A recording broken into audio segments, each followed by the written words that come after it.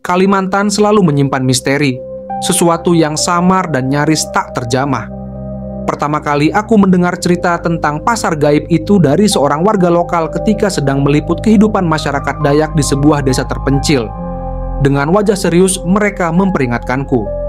Hutan di sekitar desa bukan hanya dihuni binatang buas, tetapi juga entitas tak kasat mata. Salah satu legenda paling terkenal di sini adalah pasar yang konon hanya muncul di tengah malam, ketika langit tak berbintang. Mereka bilang, pasar itu tak bisa dilihat oleh sembarang orang. Warga desa berbisik, di pasar tersebut ada barang-barang yang bisa mendatangkan kekayaan instan dengan harga yang sangat tinggi. Awalnya, aku tak terlalu mempercayainya. Bagiku, itu hanya cerita yang terus diwariskan, sekadar dongeng untuk menakuti anak-anak agar tak tersesat di hutan. Namun, semakin aku mendengar orang-orang membicarakannya, semakin besar rasa penasaranku. Beberapa penduduk bahkan mengaku pernah mendengar suara-suara riuh seperti suasana pasar dari dalam hutan pada malam tertentu. Aku merasa ini adalah kisah yang harus aku telusuri lebih jauh. Di desa, ada seorang pria bernama Banu, pemandu lokal yang sudah biasa mengantar turis atau peneliti menelusuri hutan Kalimantan. Ia juga mengetahui banyak tentang pasar misterius itu. Aku menemuinya dan menawarkan sejumlah uang untuk membawaku ke lokasi pasar gaib tersebut.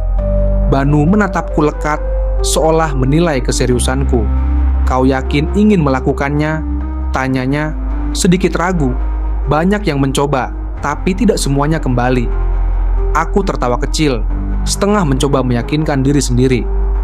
Ini hanya cerita rakyat, bukan? Mungkin semua ini hanya dongeng. Keesokan harinya kami memulai perjalanan. Hutan Kalimantan memang indah dan menakjubkan, dengan pohon-pohon raksasa dan suara burung yang bersahutan.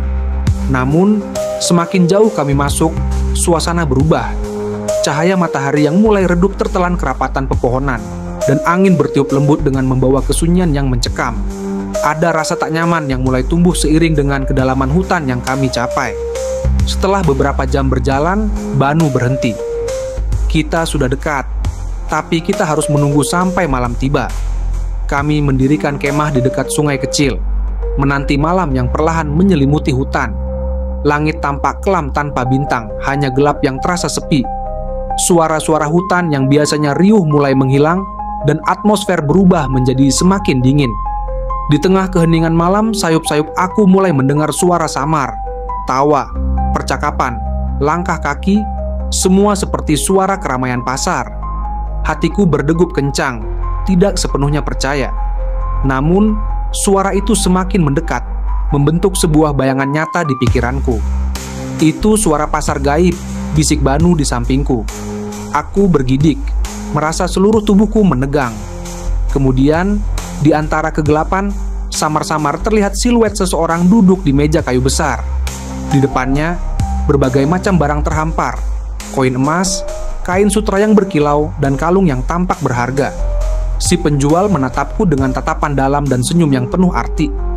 "Ambil yang kau inginkan," katanya pelan, seakan-akan menantang. Aku nyaris terhipnotis. Namun, Banu mencengkeram lenganku, berbisik, "Jangan tergoda. Mereka menjual kekayaan, tapi dengan harga yang terlalu mahal." Tanpa berpikir panjang, kami berlari menjauh dari bayangan pasar itu, meninggalkan suara-suara yang terus menggema di telinga kami. Setelah cukup jauh, kami berhenti, terengah-engah. Kulihat Banu, wajahnya masih pucat, matanya tak henti menengok ke belakang. Setelah kejadian malam itu, kehidupanku berubah drastis. Kekayaan dan kesuksesan mendadak datang dengan mudah. Gajiku naik, tawaran kerja mengalir, dan hidup terasa lebih ringan. Namun, kebahagiaan itu tak berlangsung lama. Orang-orang di sekitarku mulai mengalami hal-hal aneh, kecelakaan, kematian mendadak, dan berbagai kejadian malang lainnya.